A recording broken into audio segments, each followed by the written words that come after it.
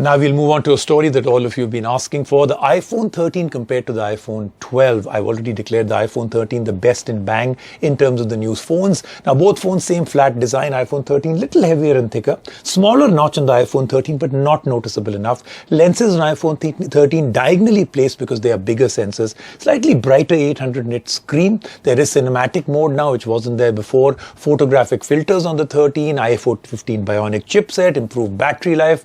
10,000 rupee difference between the two. So which one should you get? We'll answer that.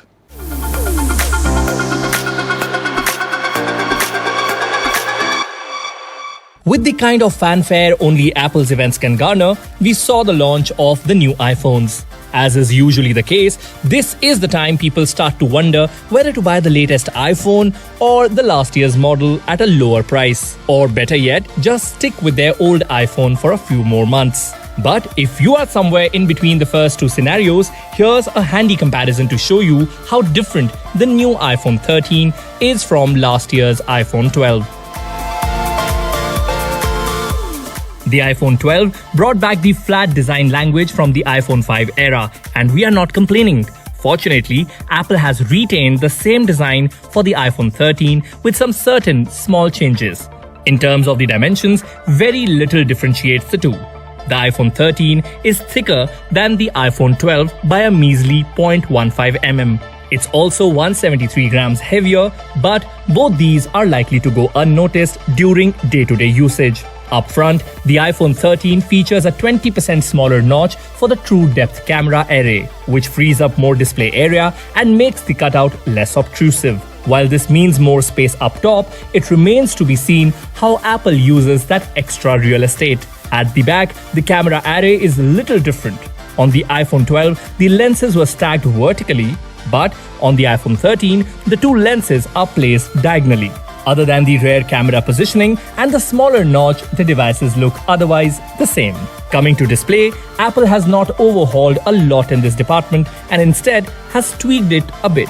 You still get a 6.1-inch Super Retina XDR display, but this time the brightness levels have been bumped up to 800 nits. Apple also claims that peak brightness for HDR content is higher, which should enhance contrast. The super smooth 120Hz refresh rate may be reserved for the Pro models, but the display on the iPhone 13 is no slouch. Apple continues with the dual 12MP cameras on the iPhone 13, one wide angle and one ultra wide angle. But there's more to new cameras than just rearranged lenses. For starters, the wide-angle lens has a bigger sensor and can let in up to 47% more light compared to the iPhone 12. This means less noise in photos and overall better low-light performance. This lens also benefits from sensor shift optical image stabilization borrowed from the iPhone 12 Pro Max. This helps in reducing blurs and getting super crisp photos when snapping handheld. The iPhone 13 also supports photographic styles, which are smart, adjustable filters that can do things like boost or mute colors without affecting skin tone. Styles apply selectively to an image, unlike a filter that is applied to the entire image. Another area where the iPhone 12 is great is shooting videos, but the iPhone 13 is better. The iPhone 13 is able to record HDR footage with Dolby Vision at the fastest frame rates. It also features a brand new camera feature called Cinematic Mode, which allows users to record video with a shallow depth of field. Cinematic Mode can rack focus to seamlessly shift the focus from one subject to another when capturing video. It holds focus on the subject while blurring the background, and can automatically change the focus when a new subject is about to enter the space. The theme of subtle upgrades continues in the performance department as well.